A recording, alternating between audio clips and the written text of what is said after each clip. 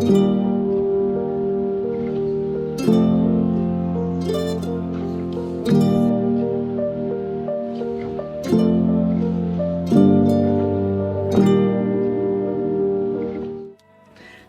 and welcome to my beginner's acrylic painting series. My name is Leah and I want to explain to you everything you need to get started so that you can join me on the rest of my painting tutorials and demonstrations.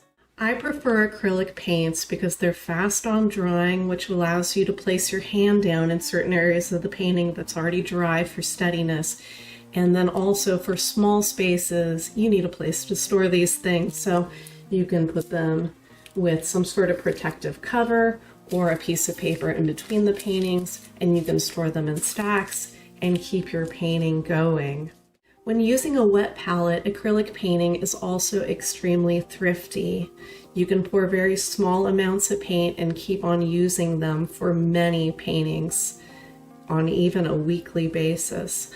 Also, they can be used on a variety of painting surfaces, anything from porous papers to wood to, of course, canvas, inside and outside applications.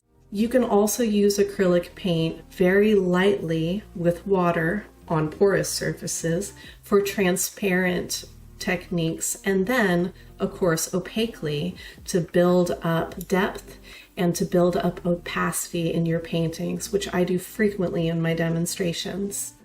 Okay, let's talk about what you'll need to start acrylic painting with my demonstrations and tutorials. I recommend a very basic starter kit, and it includes 7 paint tubes. You can start with as low quality as the Liquitex Basics, but I recommend you go with something more like a SoHo brand, which is the off-brand from Jerry's Artarama, or the Amsterdam Professional line, which last time I checked was starting at $4 for a smaller tube. The tubes will last you a long time when painting in thin layers on paper, so don't worry about getting any big bulk tubes that you see me purchasing here. The colors that you will want to start with are going to be titanium white, cadmium or cadmium free yellow light, then transparent burnt sienna, or burnt sienna is fine, ultramarine blue, cerulean blue, quinacridone magenta, and cadmium or cadmium-free red medium. Let's talk about brushes. So for brushes, bare minimum you'll need to start is going to be either a 1/4 inch flat, 3/8 works as well, a small script liner, or possibly rigger brush, although I would prefer you be able to get a very fine point with the brush you choose for your detail, a small point, or even a round, as long as you can, it's a small enough size for you to be able to paint fine detail. A larger point to fix mistakes and to really get in there with certain shapes. And then I recommend a small filbert, absolutely for sure. And then I use a large filbert to do my underpainting. Now, if you didn't want to get a large filbert or oval wash, as it's listed on my brush, you could use your flat. So I paint so frequently that I like to paint on thin surfaces that are a little bit more thrifty than getting a stretched gallery canvas. I also believe that painting on paper allows you to be less committed to the outcome of each individual painting, allowing you to release yourself from the commitment of nailing it and learning along the way. These hot press paper blocks, you do not have to mask them down. They're attached 1 page at a time, and the cost per page is very low. You can pick this up at just about any major art store. The next item you need on the list is going to be water containers. Now, they don't have to be fancy, but I do recommend that they look different from whatever you are drinking out of. When I paint, I'm using a straw, which is dramatically different than one of these guys. You're going to need two because you can separate them by either rinsing out hot colors and rinsing out cool colors, or the second method, which I see a lot of people using, which is rinsing out the majority of your paint in one of them, and then this is the clean water bath.